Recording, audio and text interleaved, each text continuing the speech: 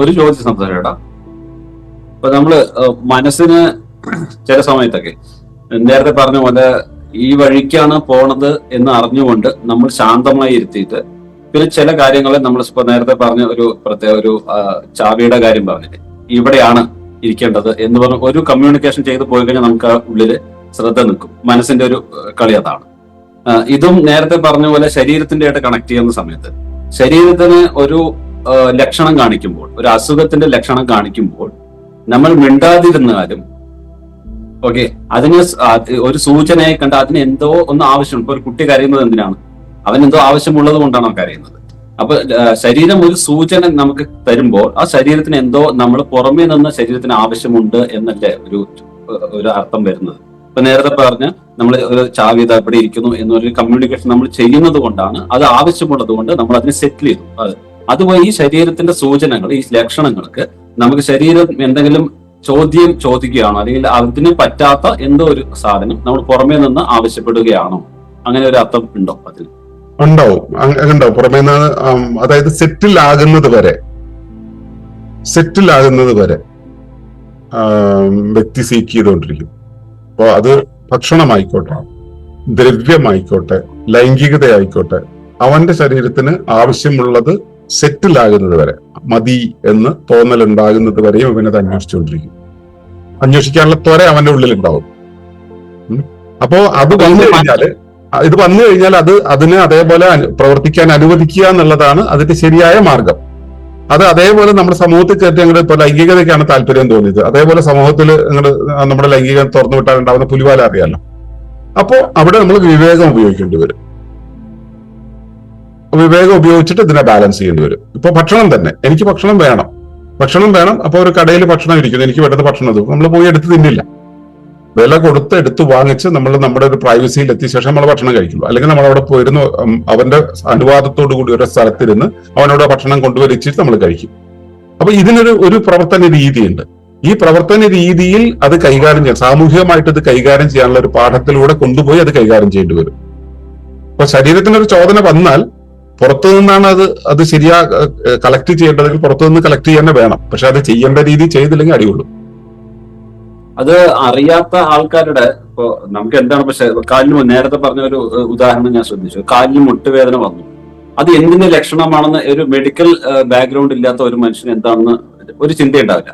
അപ്പൊ അങ്ങനത്തെയുള്ള ആൾക്കാർ നേരെ പോയിട്ട് മെഡിസിൻ വാങ്ങിച്ച് കഴിക്കുന്ന ഒരു അവസ്ഥ. അപ്പൊ അതിന് നമുക്ക് കുറ്റം പറയാൻ പറ്റില്ല. പക്ഷെ അതെങ്ങനെ മാറ്റിയെടുക്കുക എന്നുള്ളതാണ്. കാരണം മനസ്സിനായ അത് നേരത്തെ മറ്റാരെ പറഞ്ഞത്, കബീറേട്ടൻ പറഞ്ഞ പോലെ ആരോഗ്യ ബോധമുണ്ടല്ലോ, ആരോഗ്യ സാക്ഷരത എന്ന് പറയുന്നത്, ആരോഗ്യ സാക്ഷരതയിലേക്ക് എത്തണം നമ്മൾ. അപ്പൊ അത് സമൂഹത്തിലില്ല, സമൂഹത്തിൽ ആ സാധനം ഇല്ല. കാരണം അവിടെ ഇൻഡസ്ട്രിയുടെ സാക്ഷരതയാണ് നടത്തിയിട്ടുള്ളത്, മെഡിക്കൽ ഇൻഡസ്ട്രിയുടെ സാക്ഷരതയാണ് നടത്തിയിട്ടുള്ളത്. നമുക്കുള്ള ആരോഗ്യ സാക്ഷരത നടത്തിയിട്ടില്ല. അപ്പൊ നമ്മുടെ ധർമ്മം, നമ്മൾക്ക് ഇപ്പോ കബീറേട്ടനെ പോലുള്ള അവര് ഇത് ചെയ്യുന്നത് എന്തിനു വേണ്ടിയിട്ടാണ്? ഈ ഇത്തരത്തിലുള്ള ആ ഒരു സെൻസിലേക്ക് ആളുകൾ എത്തിക്കാൻ വേണ്ടിയിട്ടാണ്. ഈ അവബോധം ആളുകളിൽ ഉണ്ടാക്കി കൊടുക്കുക എന്നുള്ളതാണ് വേണ്ടത്. അപ്പൊ അത് അത്ര എളുപ്പമല്ല മാർഗം. എത്ര പേര് അംഗീകരിക്കും ഇതിപ്പോ പറഞ്ഞു കഴിഞ്ഞാൽ? നിങ്ങളാണ് ഇത് പഠിപ്പിക്കുന്നത്, പിന്നെ എന്തിനാ അവര് ഈ കോടികൾ ചെലവാക്കിയിട്ട് ആശുപത്രി ഉണ്ടാക്കിയിട്ടുള്ളതെന്ന് അവര് ചോദിക്കില്ലേ? അങ്ങനെയുള്ളവരല്ലേ കൂടുതൽ. ഒന്നും തിരുത്താൻ പറ്റില്ല. സമൂഹം അങ്ങനെയാണ് ചിന്തിക്കുക. അങ്ങനെ ചിന്തിക്കാൻ പാകത്തിലുള്ള ഒരു എഡ്യൂക്കേഷൻ അവരുണ്ടാക്കി വെച്ചിട്ടുണ്ട്. 4-5 തലമുറയായിട്ട് അതങ്ങനെ ട്രെയിൻ ചെയ്ത് വന്നിട്ടുള്ള ഒരു സൊസൈറ്റിയുടെ നടുവിൽ അവസാനത്തെ ഒരു കണ്ണിയിൽ നിന്നിട്ട് നമുക്ക് ഇവിടെ അല്ല വേണ്ടത്, തിരുത്തി അങ്ങോട്ട് പോകണമെന്ന് പറഞ്ഞാൽ ആരും അംഗീകരിക്കില്ല. പിന്നെ ഇത് സ്വന്തം തലയിൽ കിളി പറക്കുന്ന ചില ആളുകളുണ്ടല്ലോ, ഇങ്ങനെ അല്ലല്ലോ വേണ്ടത് മനസ്സിലായിട്ട് ഇനി എന്താ മാർഗം ചോദിക്കുന്ന ആളുകളില്ലേ, അവര് നമ്മുടെ ഇത്തരം കൂട്ടങ്ങളിൽ വന്ന് പെടും. അവർക്ക് പറഞ്ഞാൽ കയറും, അല്ലാത്തവർക്ക് പറഞ്ഞാൽ കയറൂല. ഈ അവബോധം ഉണ്ടാക്കാൻ വേണ്ടിയിട്ടുള്ള ചർച്ചകളൊക്കെ വെറുതെയാണ്, അതുകൊണ്ടൊന്നും ഒരു കാര്യമില്ല. ഇപ്പൊ പ്രകൃതിജീവന സമിതിയുടെ പരിപാടികളിലൊക്കെ പോയിരിക്കുമ്പോ കഴിഞ്ഞ 25 കൊല്ലമായിട്ട് ആ പ്രകൃതിജീവന സമിതിയുടെ, പൂന്നേരം പ്രകൃതിജീവന സമിതിയുടെ പരിപാടിയിൽ വന്നിരിക്കുന്ന ആളുകളെ ഞാൻ അവിടെ കാണാറുണ്ട്. ക്ലാസ് കഴിഞ്ഞിട്ട് ചോദിക്കുന്നു, സർ ചായ കുടിക്കുന്നുണ്ട്, തെറ്റുണ്ടോ? നമ്മളെ മറുപടി പറയോ? നമ്മൾ എന്ത് ചെയ്യും? നമ്മളപ്പോ നിൽക്കുന്ന ഒരു നിപ്പുണ്ട്. എത്ര പറഞ്ഞാലും അവർക്കത് ബാധകമല്ല, അവർക്കത് മനസ്സിലാവില്ല. അപ്പോൾ നമുക്ക് ചെയ്യാൻ പറ്റുന്ന കാര്യത്തിൽ ഇതിൽ ഈ മാറ്റത്തിന് തയ്യാറാകുന്നവര് അവർക്കൊന്ന് കൈ കൊടുക്കുക, അത്രേ ഉള്ളൂ. എല്ലാവരും പഠിപ്പിക്കാനോ മാറ്റാനൊന്നും കഴിയില്ല. ഇത് അവബോധം ഉണ്ടാവുക എന്നുള്ളത് എല്ലാവരിലും ഉണ്ടാവുകയൊന്നുമില്ല. എന്നാണെങ്കിലും ഇതിന്റെ ആരോഗ്യ സാക്ഷരത എന്നുള്ളതിൽ നിന്ന് ആരോഗ്യ സ്വാശ്രയത്വത്തിലേക്ക് എത്തുന്ന സമയത്ത് നമുക്ക് ഇതിനൊരു പാകം ഉണ്ടാകാറുണ്ട്, ഒരു പക്വത വന്നു ചേരാനുണ്ട്. ആ പാകം ഓരോരുത്തരുടെ സെലക്ഷൻ അനുസരിച്ചാണ് ഉണ്ടാവുക.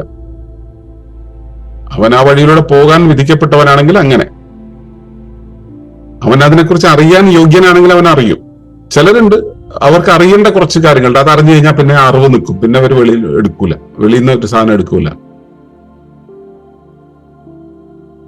കോഗ്നിഷന്റെ നിയമം അറിയാലോ അല്ലെ? അറിഞ്ഞു എന്ന് തോന്നുന്നിടത്ത് അറിവ് തീരും, അറിയില്ല എന്ന് തോന്നുന്നിടത്ത് അറിവ് തുടങ്ങും. ഇപ്പൊ ഈ മിക്കവാറും പേർക്ക് എല്ലാം അറിയാം. നമ്മുടെ നാട്ടിലെ മലയാളികളുടെ ഏറ്റവും വലിയ പ്രത്യേകത എല്ലാം അറിയാന്നുള്ളതാണല്ലോ. പിന്നെ അറിവ് അങ്ങോട്ട് കയറും. മിണ്ടാതിരിക്കുക, നമ്മൾ അവരെ പഠിപ്പിക്കാൻ നിൽക്കാതിരിക്കുക നല്ലത്. പിന്നെ ചിലപ്പോഴും ഇവിടെ വരുന്ന ചോദ്യങ്ങൾക്കുള്ള ഉത്തരം എനിക്ക് അറിയില്ല എന്ന് ഞാൻ ആദ്യം പറയും. എന്റെ കൂടെ ജീവിക്കുന്നവർക്ക് അറിയാം എനിക്ക് അതിനെന്ത് ഉത്തരവുള്ളത് എന്നുള്ളത്.